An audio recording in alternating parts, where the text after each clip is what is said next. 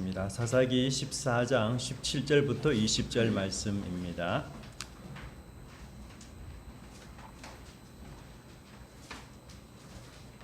사사기 14장 17절부터 20절 말씀입니다. 한 절씩 교독하겠습니다.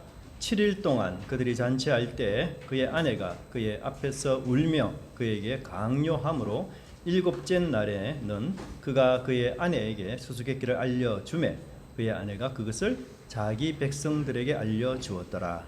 일곱째 날 증인들의 사람들이 삼손에게 이르되 무엇이 불보다 되겠으며 무엇이 사람보다 강하겠느냐. 삼손이 그들에게 이르되 너희가 내 양손으로 바다를 지나면 내 수수께끼를 풀지 못하였으리라 하니라. 여호와의 영이 삼손에게 갑자기 임하심에 삼손이 아스글론에 내려가서 그곳 사람 30명을 쳐 죽이고 노략하여 수수께끼 푼 자들에게 옷을 주고 심히 노하여 그의 아버지의 집으로 올라갔고 삼손의 아내는 삼손의 친구였던 그의 친구에게 준 바 되었더라. 아멘. 네, 오늘 이 시간에 좀 특별한 순서를 갖겠는데요. 우리 성가대 찬양대가 특송하는 그런 시간 갖도록 하겠습니다. 네, 한 두 번 정도밖에 맞춰보지 않았는데 아주 감사합니다. 다음에 또 계속해서 우리 귀한 찬양 기대하겠습니다. 네, 제가 원래 제목을 그 30, 300 이렇게 잡았는데요. 말씀을 준비하다 보니까 오늘은 그 내용보다는 천적의 관계에 대해서 이야기하는 게 더 나을 것 같아서 삼손의 천적이라는 제목으로 말씀을 전하겠습니다. 우리 전하기 전에 옆에 분하고 인사를 같이 했으면 좋겠습니다. 만나서 반갑습니다. 네, 잘 오셨습니다. 네, 감사합니다.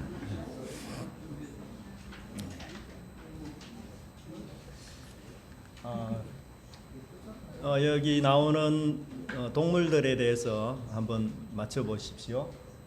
진딧물과 무당벌레, 야생들쥐와 족제비, 두꺼비와 황소개구리. 어떤 관계일까요? 예, 천적의 관계 맞습니다.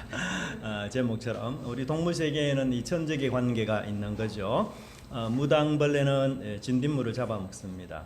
또 무당벌레는 작물에 아무런 피해를 주지 않기 때문에 가장 친환경적인 해충 박멸 그런 존재로 무당벌레가 된다고 말할 수 있겠죠. 또 사실 야생들쥐도 농작물에 피해를 줄 뿐만 아니라 유형성 그 출혈열 같은 아주 무서운 질병을 사람들에게 옮기는 그런 동물인데요. 천적인 족제비가 사실 이 야생들쥐를 잡아먹어서 농작물에 피해를 줄여준다고 합니다. 자, 두꺼비와 황소개구리 천적 관계인데요. 덩치는 사실 황소개구리가 훨씬 큽니다. 그죠? 그래서 황소개구리는 사실 수입종으로서 우리 그 생태계를 교란하는 굉장히 큰 문제 덩어리이죠. 참개구리나 이런 우리 한국 토종 개구리들을 다 잡아먹는 그런 건데요. 이 황소개구리의 그 천적이 의외로 덩치가 작은 두꺼비라고 합니다. 어떻게 두꺼비가 이 황소개구리의 천적이 되는가 하면요. 이 두꺼비는 산란시에 수컷 두꺼비가 암컷 두꺼비의 등에 올라타서 가슴을 꽉 껴안으면서 산란을 돕는 그런 습성이 있는데요. 수컷 두꺼비가 이 황소개구리를 암컷 두꺼비로 오해를 한답니다. 그래서 가슴을 쫙 그렇게 올라가서 가슴을 꽉 껴안았는데 암컷 두꺼비와는 달리 이 황소개구리의 가슴은 그렇게 강하지가 않대요. 그래서 목 졸라서 그렇게 죽는다고 합니다. 참 신기한 내용이죠. 저도 이걸 보면서 야, 하나님께서 정말 참 그 천적의 관계를 정말 묘하게 만드셨다 그 생각이 좀 들면서 새로운 또 그 지식을 깨닫게 되었습니다. 이처럼 동물계에도 이 천적의 관계가 존재하는데요. 그렇다면 우리 그리스도인들에게 천적은 어떤 것일까요? 천하무적 삼손, 사자도 찢는 이 삼손에게도 과연 천적이 있을까요? 있다면 이 삼손의 천적은 과연 무엇일까요? 삼손을 넘어뜨리게 하고 또 무너지게 하는 것은 도대체 무엇인가? 그것을 오늘 본문에서 한번 살펴보면 좋겠습니다. 첫 번째는 비밀이 많아지면 그것이 우리의 천적이 된다라고 말할 수가 있습니다. 사자를 죽인 삼손은 예인의 집에서 이제 부모님의 집으로 돌아가는 중에 아주 신기한 것을 발견하게 되는데요. 그것은 14장 8절과 9절의 내용을 보면 꿀이 사자의 몸에 있었다라고 설명하고 있습니다. 여러분, 꿀은 오늘날에는 우리가 양봉을 하든지 이렇게 해서 쉽게 좀 구할 수 있는 그런 서민적인 제품이지만 고대 근동에서만 하더라도 양봉 기술이 거의 없었기 때문에 자연산 꿀은 왕에게 선물을 바칠 정도로 굉장히 귀한 것이었습니다. 또 오늘날에는 우리가 설탕을 통해서 음식의 단맛을 쉽게 내지만 고대 근동에서는요, 이 음식의 단맛을 내는 유일한 게 꿀이었습니다. 그래서 삼손은 왕에게 선물로 바칠 만큼의 귀한 꿀, 그 꿀을 죽은 사자의 시체에서 얻어서 부모에게 드리게 됩니다. 그런데 여러분, 삼손이 이 꿀을 어떻게 채취했을까요? 나시리는 시체를 만지면 됩니까? 안 됩니까? 안 되죠. 그래서 그것을 알고 삼손이 막대기를 통해서 이 꿀을 취했습니까? 전혀 그렇지 않아요. 9절의 말씀에 보면 정확하게 손으로 그 꿀을 떠서 라고 말씀하고 있습니다. 손으로 꿀을 떠서 자신도 먹고 부모에게도 드리게 되는 것이죠. 이것은 자신에게만 아니라 부모도 부정하게 만드는, 하나님이 기뻐하지 않는 그런 일이었던 것이었어요. 그런데 더 놀라운 것은 9절의 말씀에 보면 부모에게 어떻게 해요? 알리지 않았다라고 말하고 있습니다. 여러분, 삼손의 기사에 이 부모에게 알리지 않았다라는 말이 벌써 2번이나 나오고 있습니다. 6절에서는 사자를 죽인 사건에 대해서 삼손이 예인에게는 다 이야기를 했지만 누구에게는 비밀로 했어요? 부모에게는 비밀로 했습니다. 오늘 9절의 말씀해 보니까 사자의 시체에서 떠온 이 꿀에 대해서도 역시 삼손은 비밀에 붙입니다. 물론 시체에서 떠온 꿀이라고 이야기했다면 부모가 당장에 꾸지람을 했을 것이었죠. 하지만 그렇다고 해서 부모에게 그 비밀을 감춘다고 그리고 숨긴다고 해서 결코 좋은 것은 아닙니다. 물론 우리는 자녀의 사생활이 있어야 하겠죠. 그렇지만 적어도 우리는 부모에게 숨기는 것이거나 감추는 일이 없어야 합니다. 왜냐하면 부모와의 관계에서 금이 가고 틈이 생기는 일이 있기 때문입니다. 비밀이 많을수록 그 관계는 불투명해지고 틈이 생기기 시작합니다. 여러분, 부부 사이에 숨기는 일, 감추는 일이 많아지면 그 부부는 결코 좋은 관계를 유지하지 못해요. 부부가 아니라 남의 관계가 될 수 있습니다. 제가 1년 전에 대전에 있을 때에 아침에 갑자기 아들로부터 전화가 왔어요. 그 시간쯤이면 보통 우리 아들이 공부하기 위해서 이제 스터디 카페로 가는데 남대없이 전화가 온 거예요. 전화를 받았는데 때마침 조선족 발음의 낯선 남성의 목소리가 들렸습니다. 근데 그 아들의 이름을 말하면서 아버지가 맞냐? 그래서 제가 맞습니다 이렇게 이야기했더니만 아들이 잘 아는 형이 있는데 그 형이 돈을 빌리는데 아들이 보증을 썼다는 거예요. 그리고 그 형이 돈을 못 갚을 경우 아들이 상당한 돈을 자신이 갚겠다. 못 갚을 경우에는 신체 포기각서까지 썼다. 그렇게 이야기를 하는 거예요. 그리고는 그 돈을 빌린 형은 도주를 하고 잡지를 못해서 이제 아들을 붙잡아 와서 이렇게 있다. 그래서 아버지가 돈을 아들이 약속한 돈을 내라. 이제 이렇게 협박을 하는 거죠. 저는 막 굉장히 그때 사실 떨리는 음성으로 이제 아들의 목소리를 한번 듣고 싶다. 이렇게 이야기했더니만 아들이 울면서 아빠 살려주세요. 막 이렇게 이야기하는 거예요. 정말 진심으로 다가와서 저는 마음속에 큰일 났다 싶은 생각이 들었습니다. 근데 왜 제가 이런 글쎄 이렇게 쉽게 빨려들었는가 하면 우리 아들이 한 번은 이제 교회 생활을 하는데 자기가 잘 아는 친형이 뭐 좀 돈이 좀 힘들었던지 어려웠던지 아들에게 돈을 좀 빌려달라 이제 이런 요구를 했다고 해요. 근데 뭐 아들이 그때 당시 직업이 있는 것도 아니고 줄 수 있는 돈도 거의 없었어요. 근데 이제 마음이 여리고 착하니까 이제 막 계속 기도하다 보니까 그 돈을 좀 꼭 한번 빌려줘야 되겠다 그 생각이 들었답니다. 근데 뭐 직업도 없는데 어떻게 주냐? 정 빌려주고 싶으면 되돌려 받지 못해도 그 형을 미워하지 않을 만큼의 액수만 빌려줘라. 못 받을 가능성이 많기 때문에 그렇게 이야기를 제가 했어요. 그리고는 뭐 더 이상 문제 소지가 없어서 저도 그냥 일단락이 됐다 이 생각이 들었는데 갑자기 이제 전화를 받으니까 그때 과거의 일이 생각이 나서 야, 내 몰래 그 친형과 함께 사채를 결국은 빌렸구나. 그 생각이 들어가지고요. 이 전화를 한 조선족 사채업자가 휴대폰 통화를 계속 유지하면서 끊지 말라는 거예요, 전화를. 그리고는 은행에 가서 현금을 인출해서 자기가 지시하는 장소로 현금을 가지고 오라. 그래서 막 제가 급한 마음으로 차를 몰고 은행에 가서 막 현금 인출을 막 했죠. 근데 다행인 것은 그 당시 현금 인출이 금액이 제한이 걸렸어요. 그래서 그 금액만큼 이제 뽑지를 못해가지고 이제 은행 직원하고 면담을 해야 되는 이런 상황이었는데 때마침 이제 아내가 뭐 딸하고 이렇게 막 연락을 해서 저한테 이제 전화를 했는데 저는 전화 통화가 계속 안 되잖아요. 그 사채업자가 전화 끊지 마라 했으니까. 근데 이제 아내가 카톡으로 당신 지금 뭐 하냐고 아들이 지금 열심히 독서실에서 공부하고 있는데 제가 그래서 그 전화를 끊고 아내와 통화하면서 확인했고 그렇게 써서 다름이 아니라 보이스 피싱이었습니다.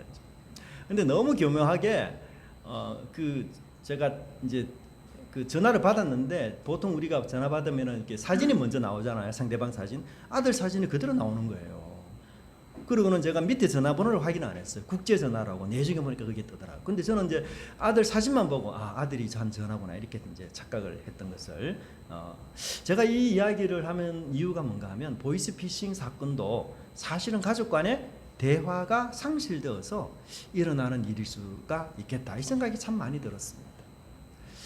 우리 자녀들은요, 저는 이제 뭐 이렇게 인생을 경험하면서 반드시 두 가지 상황에 대해서는 우리 부모에게 절대로 감추거나 숨기는 일이 없어야 돼요.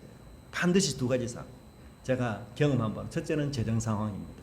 재정 상황은 절대로 부모와 상의하셔야 돼요. 제가 아주 존경하고 잘하는 전도사님이 계시는데 그 전도사님이 아들이 이렇게 좀 잘못된 일에 말려들어서 형무소를 가게 됐어요. 근데 최근에 출소를 했거든요. 그리고는 열심히 뭐 주변에서 기도도 하고 이렇게 해서 출소하자마자 이 친구가 이제 신실하게 성실하게 그렇게 살려고 막 발버둥을 치고 그리고 그 친구에게 딸이 하나 있어요. 그 딸이 이제 할머니가 이렇게 키우는 셈이거든요. 그렇게 키우는데 이 출소한 친구한테 뭐 감옥에 같이 있었던 동기들이나 이런 여러 주변 사람들이 연락하고 이러면서 마음이 너무 착해 놓으니까 쉽게 사채업자한테 돈을 벌였어요. 1억 이상을 돈을 빌려버렸어요. 그리고 그걸 갚지 못하니까 뭐 이게 눈덩이처럼 부러지잖아요. 근데 그 사실을 부모하고만 의논했었으면 뭔가 좀 다른 해결책이 나오는데 전혀 그렇지 않고 그냥 그래서 지금 좀 어려운 상황에 또 이렇게 처해 버리게 됐어요. 참 안타까운 그런 마음이 들더라고요. 그래서 우리 자녀들은 이 재정 상황에 대해서는 꼭 부모하고 의논하셔야 돼요. 우리 부부 중에서도 남편 몰래 아내 몰래 다른 재정을 챙기고 있는 분들도 있을 수 있는데 정말 이거 우리가 조심해야 될 일이고 두 번째 우리 자녀들은 연애하는 일에 대해서는 꼭 부모와 의논해야 됩니다. 이거는 진짜 우리가 비밀이 있으면 안 돼요. 그래서 제 인생에 있어서 살펴볼 때 이 두 가지는 꼭 부모와 공유를 해야 되고요. 이것은 한번 문제가 터지면 진짜 감당이 안 되는 그런 문제입니다. 우리 빛나는 청년들이 빚진 청년이 되고 말아요. 그런 청년들이 주변에 의외로 많아요. 마음만 착해서 의리 그렇게 해서 돈을 그냥 빌려주고는 자기가 다 덤태기를 쓰는 거죠. 그래서 신불자가 되는 애들이 많아요. 우리 청년들 중에서 여러분. 얼마나 그 안타까운 인생입니까? 성경에는 의외로 자녀들이 자신의 비행을 부모에게 숨기는 예를 많이 언급하고 있습니다. 하지만 그 모든 것은 결국 알게 돼요. 어떻게 해요? 제3자로부터. 소문이 다 나거든요. 그래서 소문을 통해서 자녀의 비행을 뒤늦게 부모들이 알게 됩니다. 남들은 먼저 다 아는 그 자녀의 비행을 부모가 가장 늦게 알아요. 여러분 얼마나 가슴 아픈 일이겠습니까? 성경에 보면 홈리와 비나하스가 저지른 이 비행을 아버지 엘리가 가장 뒤늦게 알게 됩니다. 비밀이 많고 숨길 것이 많은 삼손은 그것이 하나의 약점이 되고 천적이 됩니다. 그래서 그는 부모와의 관계도 소원하고 멀어지게 되는 것이고요. 심지어 그가 하나님 앞에서도 피하고 숨어야 하는 아담과 하와 같은 상황이 되고 맙니다. 여러분 우리 인간은 자유롭기를 원합니다. 그렇지 않습니까? 그런데 그 자유는 그냥 얻어지는 게 아니에요. 솔직하고 정직한 관계 속에서만 얻어지는 축복이 바로 자유입니다. 우리 인생을 살다 보면 실수할 수 있습니다. 넘어질 수 있습니다. 잘못할 수 있습니다. 그런데 그것을 감추고 숨기려 한다면 우리는 자유가 상실됩니다. 관계가 어색해집니다. 그러나 정직과 진실로 나아가게 되면 우리를 정죄하고 우리를 고발하는 이 죄는 힘을 잃게 돼요. 그리고 자유를 박탈하고 자신의 종으로 삼으려는 이 죄는 무능해지게 되어버리는 것입니다. 그래서 우리가 이런 비밀한 일들을 정말 하나님 앞에 내놓고 또 사람들 앞에 내놓아서 정말 죄가 힘을 잃고 무능해지는 그런 은혜와 축복을 받는 저와 여러분의 삶이 되기를 간절히 바랍니다. 자, 두 번째 천적이 뭐냐? 꿀과 포도주에 취한 삼손입니다. 여러분, 죽은 사자의 시체 속에 뭐가 있다고 했습니까? 꿀이 있다라는 것은 굉장히 중요한 가르침을 우리에게 줍니다. 근데 여러분, 보통 동물이 시체를 그대로 두면 어떻게 될까요? 대체로 썩어서 구더기가 생기거나 이 파리가 그곳에 있어요. 벌이 시체에 안착을 해서 꿀을 만든다. 정말 이거는 너무 기이하고 놀라운 현상입니다. 이게 조합이 안 돼요. 시체와 꿀, 시체와 달콤한 것, 이게 연결이 여러분 됩니까? 아니에요. 너무너무 기이한 조합입니다. 시체는 죽음을 의미하고 부정한 것을 의미해요. 근데 꿀은 굉장히 귀한 것입니다. 단맛을 내는 아주 귀한 제품이죠. 부정한 포장지를 뜯어보니까 그곳에 파리나 구더기가 있는 것이 아니라 최상의 선물인 꿀이 있다는 것이에요. 여러분, 파리나 구더기가 있다면 누가 그것을 선물로 받으려고 하겠어요? 바로 그냥 쓰레기통으로 갈 것입니다. 근데 그 안에 꿀이 있다. 왕께 드릴 선물만큼 아주 진귀한 물품이 그 속에 있다. 무려 100년 묵은 산삼이 그 속에 있다. 무려 1000만 원짜리 명품이 그 속에 있다. 그러면 우리 생각이, 우리 마음이 달라지는 거예요. 너무너무 아까운 거예요, 버리기에. 단지 부정하다는 이유 하나 때문에 그 귀한 것을 버린다는 거, 너무너무 내가 손해나는 인생 같아요. 그런데 이것이 바로 세상이 우리 그리스도인들을 유혹하는 방법입니다. 잘못이며 죄라는 사실을 알아요. 그런데 그 속에 담긴 것이 너무 달콤하고 그 유혹이 너무 치명적이에요. 죄인데 분명히 아름답습니다. 너무 화려해요. 죄인데도 VIP 손님으로 대접하고 세상에 하나뿐인 어떤 존귀한 사람으로 왕처럼 그렇게 대접을 합니다. 여러분, 죄는 추하고 더러워야 하지 않습니까? 근데 여러분, 세상을 보세요. 전혀 그렇지 않습니다. 죄라고 해서 절대로 추하거나 더럽지 않습니다. 오히려 더 럭셔리하고 화려하고 휘황찬란하고 겉으로 보면 마치 천국처럼 온갖 보석으로 포장된 그런 곳이 됩니다. 오늘 우리 세상에 아름다우면 모든 것이 용서되는 시대에 살고 있습니다. 그래서 사탄은 뭐예요? 죄와 명품을 연결시켜버려요. 죄와 아름다움을 연결시켜요. 그래서 이건 죄가 아니야. 이거는 명품을 즐기는 거야. 그런 식으로 사람들의 마음을 깎아내리게 만들어 버리는 것입니다. 이것은 사단의 고유한 술법이었어요. 잠언 7장 16절 17절 말씀을 한번 읽어보겠습니다. 내 침상에는 여호와 애굽의 문이 있는 이불을 폈고 몰약과 침향과 계피를 뿌렸노라. 음녀는 젊은이에게 밀회의 장소가 얼마나 아늑하고 멋있는 곳인지를 우리에게 말해주고 있어요. 근데 그곳이 굉장히 고급스럽고 수입 명품이 잔뜩 있는 온갖 사치스러운 물건으로 장식된 곳이라고 이야기합니다. 이 음녀는 17절에서는 시각적 효과를 드러내는 단어들, 그리고 17절에서는 후각적 효과를 드러내는 단어를 사용하고 있어요. 16절에 뭐예요? 시각적 묘사가 바로 요를 이야기합니다. 요. 이 요는요, 채색 요를 이야기해요. 채색. 여러분, 이게 색깔이 여러 색깔로 된 아주 고운 채색 이불인데 이것은 이집트에서 수입해온 명품입니다. 두 번째 이불은 뭔가 하면 이집트산 아마로서 붉은색의 이불이에요. 여러분, 이 설명을 한번 들어보면 어떤 이미지가 떠오릅니까? 아주 휘황찬란하고 비단결 같은 그런 요 채색의 요에 아주 빨간 이불이 덮여 있는 그런 침대를 연상하게 만들어 봅니다. 이 모든 것들이 다 수입품들이에요. 근데 여러분, 이곳에 누우면 어때요? 자신이 귀인 대접을 받는 것처럼 느껴집니다. 나는 특별한 사람이구나. VIP 대접을 받고 있는 느낌이 들어요. 명품과 수입품으로 장식된 곳에 누워야 될 만큼 나는 멋지고 위대한 사람이야. 솔로몬 같은 사람이야. 이렇게 주켜 세우는 것이에요. 두 번째는 17절에 후각으로 넘어가는데 몰향, 침향, 계피는 이 성적인 감각을 강력하게 자극하는 향수들입니다. 몰약 역시 아라비아산이고요. 침향도 인도산입니다. 그리고 계피는 스리랑카 인도의 카시아 계피 나무에서 추출하는 것들이에요.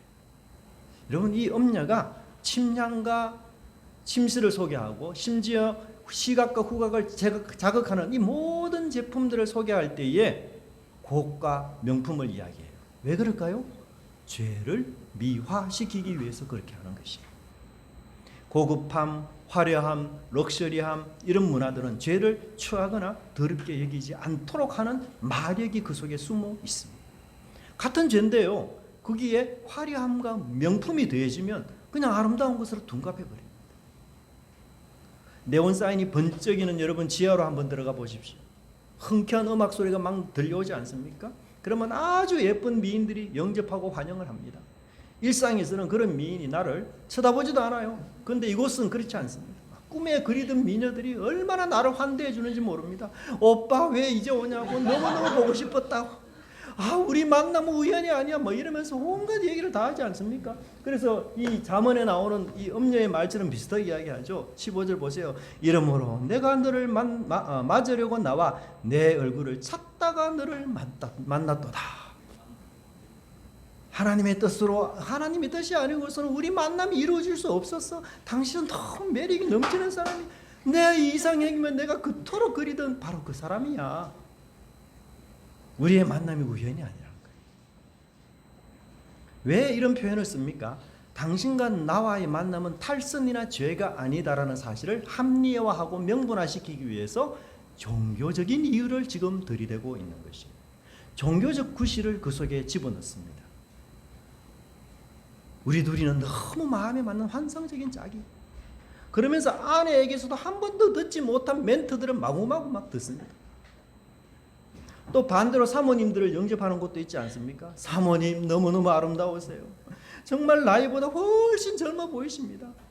어떻게 이렇게 고운 피부, 탄력적인 피부를 가졌습니까? 제가 여러 사람 만났지만 사모님같이 이쁜 분 한 번도 보지 못했습니다. 남편에게 진짜 평생 듣지 못한 멘트를 또 마구마구 날립니다. 여러분 이게 진실한 멘트가 결코 아니죠. 상업적인 멘트요. 죄를 미화하기 위한 멘트요. 죄를 죄로 느끼지 않도록 하는 거짓말인 것입니다. 여러분 삼손의 이러한 유혹은 오늘 우리 타락한 문화 속에 곳곳에 숨어 있습니다. 죄를 미화하고 죄를 은폐하기 위해서 최상품과 아름다운 명품으로 치장하고 그것으로 꾸밉니다. 그러나 여러분 기억하십시오. 죄는 결국 죄일 뿐입니다. 꿀이 탐나더라도 왕께 드릴 선물만큼이나 그것이 가치 있는 것이라 할지라도 나시린의 규정을 어기도록 하는 것이라면, 하나님의 정결과 거룩을 파괴하는 것이라면, 하나님과의 관계를 불투명하게 만드는 것이라면 우리는 피하고 거부하고 거절해야 하는 것입니다. 이것이 바로 죄를 이기는 성령의 능력인 것입니다. 여러분 이 능력으로 살아가는 저와 여러분의 삶이 되기를 간절히 바랍니다. 마침내 신랑이 된 삼손은 블레셋 결혼식에 참여합니다. 당시 결혼식은요 포도주를 실컷 마시고 취하는 축제의 시간이죠. 삼손 역시 포도주를 마음껏 취하도록 마셨을 것입니다. 삼손은 나실인이고 이스라엘 사람이지만 블레셋 여인하고 결혼하기 위해서는 신랑이 되지 않습니까? 그래서 이 결혼식의 주인공이 되어버렸어요. 그래서 그 결혼식 축제를 이제는 주도해야 하는 사람이 되어버렸습니다. 그래서 자기 결혼식에 온 이 손님들을 흥겹게 맞이해야 되고 온 손님들의 그 욕구를 내가 충족시켜줘야 되며 부족하거나 모자라는 것이 없도록 그렇게 최선을 다해야 했던 것입니다. 손님들의 요구에 안 됩니다. 이렇게 거절해서는 안 되는 상황이었던 거죠. 그래서 부어라, 마셔라, 건배합시다, 축하주를 서로 나누는, 그래서 마음껏 나시린의 사명들을 다 잊어버리고 포도주를 마음껏 먹는 그런 시간을 가졌던 것입니다. 지금까지 삼손이 하는 일을 보면 모든 일이 형통합니다. 걸림이 없습니다. 하는 일마다 다 잘 되고 있습니다. 삼손은 지금 나실인으로서 규정을 어기고 있습니다. 시체를 만졌습니다. 그리고 포도주를 마셨습니다. 그럼에도 하나님은 안 계신 듯 삼손은 지금 일상이 늘 평화롭고 모든 일들이 자기 원대로 되고 있습니다. 자기가 다 하고 싶은 대로 삼손을 하고 있어요. 하지만 그런 삼손을 통해서 하나님이 하시려는 하나님의 의지가 이제부터 나타나기 시작합니다. 어떻게 하나님은 역사하실까요? 하나님은 삼손의 인생에 틈을 내기 시작합니다.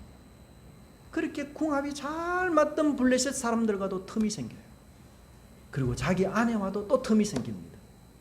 그리고는 장인하고도 틈이 생겨요. 그래서 자기 주변에 있는 사람들과 전부 금이 다 가기 시작합니다. 그래야 결국 삼손은 자기 뜻에 따라 이루어지는 인생이 아니라 하나님이 그를 통해서 하나님의 소명을 성취하는 사람으로 만들어 가 버리는 것을 볼 수가 있습니다.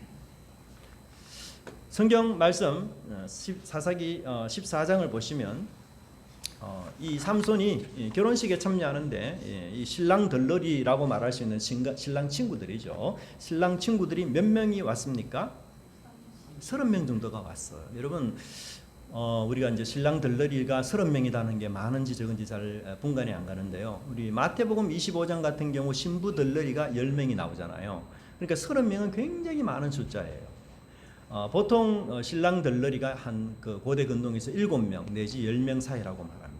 근데 여기에서는 무려 30명이 이 블레셋 여인과의 결혼에 참여를 했어요. 남자들이. 자, 그러면 여러분 한번 보십시다.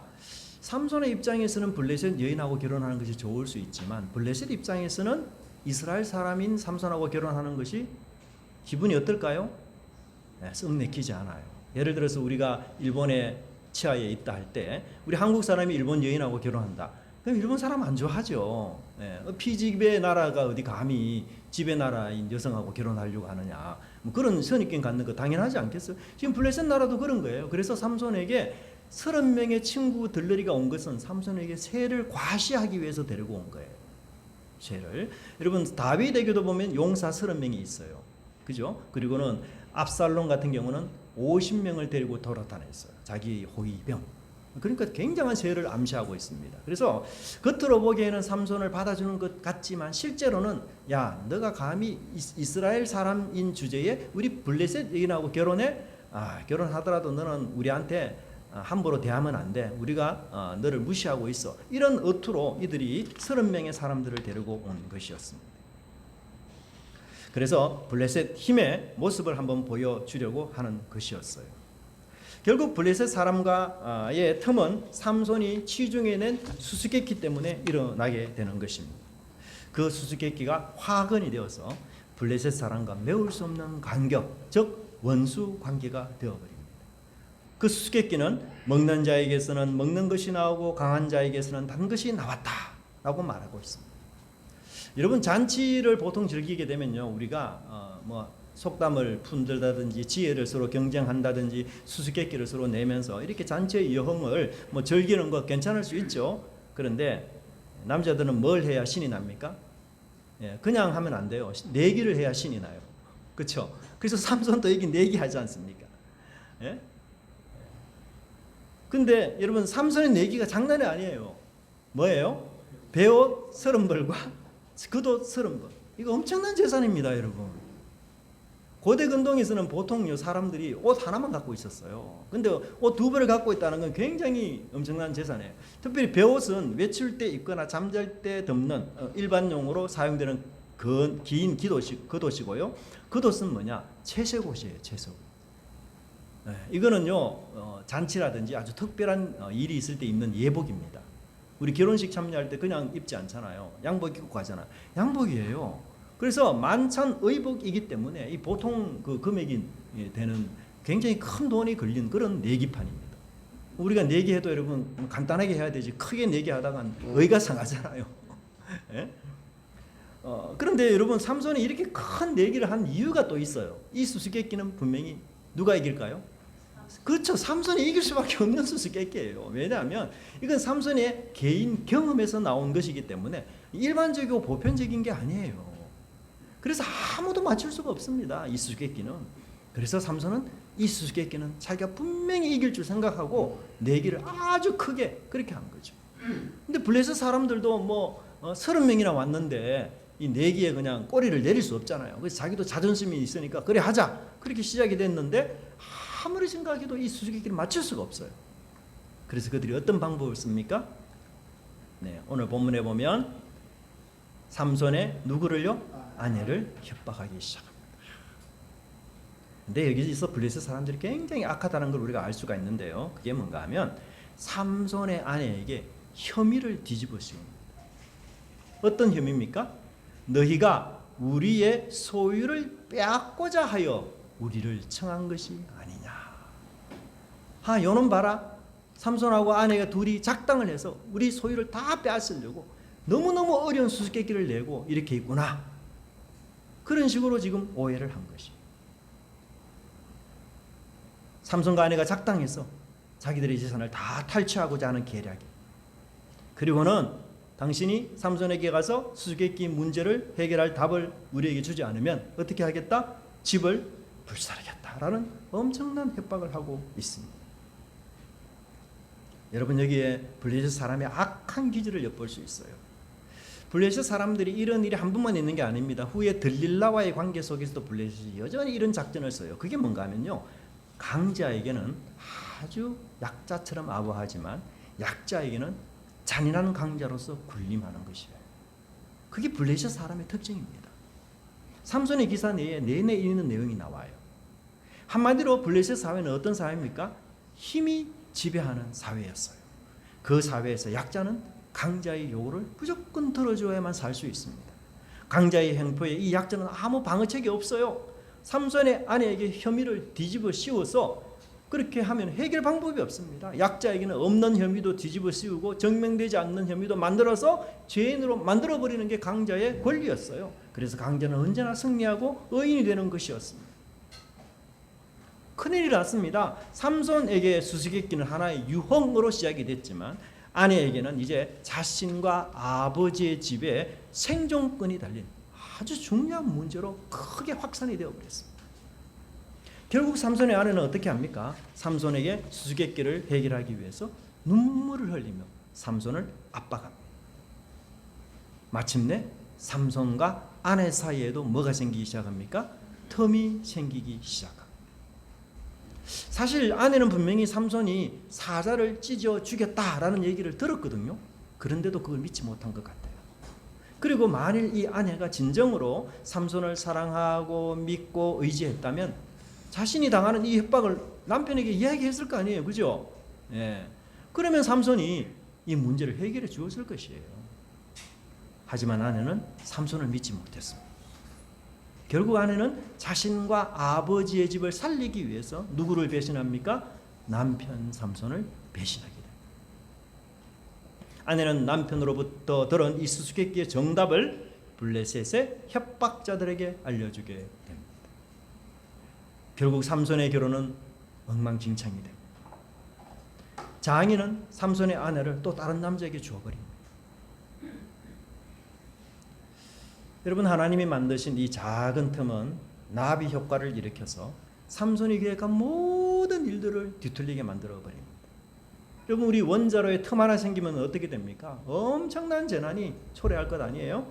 마찬가지로 하나님께서 그 작은 틈 하나를 만들기 시작하면요 인간의 어떤 해기질도 소용이 없어요. 하나님께 돌아가는 길만이 틈을 메우고 천적을 이길 수 있는 유일한 길이라는 것을 우리는 깨달아야 할 것입니다. 제가 인터넷을 보다가 재밌는 이 천적 관계를 또 하나 발견했는데 그게 뭔가 하면 여러분 코끼리의 천적이 뭔지 아세요? 네, 재밌게도 벌이라고 합니다. 이 삼손과 같은 코끼리는 삼손에 비유할 수 있잖아요. 예? 예, 근데 벌이 어떻게 삼손의 이 코끼리의 천적이 되는가 하면 코끼리가 제일 약한 부분이 콧잔등이라고 해요. 콧잔등. 그래서 그 코끼리가 벌이 그 콧잔등에 앉아서 벌을 이렇게 쏘면은 이 코끼리가 막 허둥지둥 도망간다고 해요. 그러면 낯살려요. 그래서 코끼리가 많은 그런 지역에서 이제 자기 마을을 보호하기 위해서 사람들이 어떤 계략을 쓰는가 하면 벌 소리를 일부러 내게 한대요. 그럼 코끼리가 혼비백산하고 도망을 간답니다. 천적관계래요. 그만큼. 여러분 삼손은 어떤 사람이에요? 사자보다 강한 사람입니다. 하지만 삼손이 욕망을 위한 삶, 비밀스럽고 은밀한 것을 즐기는 삶, 꿀과 포도주를 좋아하는 삶이 결국은 삼손의 천적이 되어 말았습니다. 여러분 근데 우리도 역시 꿀을 좋아하지 않습니까? 꿀 때문에 비밀을 만들고 싶어하고 나시린의 사명보다는 우리는 욕망에 충실한 삶을 살고 싶을 때가 종종 있습니다. 그러다가 하나님께서 틈을 만들어 버리면 우리는 큰 어려움이나 힘든 일을 당하게 됩니다. 나시린의 길, 그것은 내가 걸어가야 할 길입니다. 유혹의 길, 그것은 나를 넘어지게 하는 천적입니다. 천적은 결코 여러분 친구가 될 수가 없어요. 천적은 좋아 보여도 속에는 옳은 것 같지만 결국은 나를 망하게 하는 지름길입니다. 나시린의 길만이 하나님의 축복과 은혜가 있음을 믿고 우리가 끝까지 이 길, 또 십자가의 길을 걷는 저와 여러분의 귀한 삶 되시기를 간절히 바랍니다.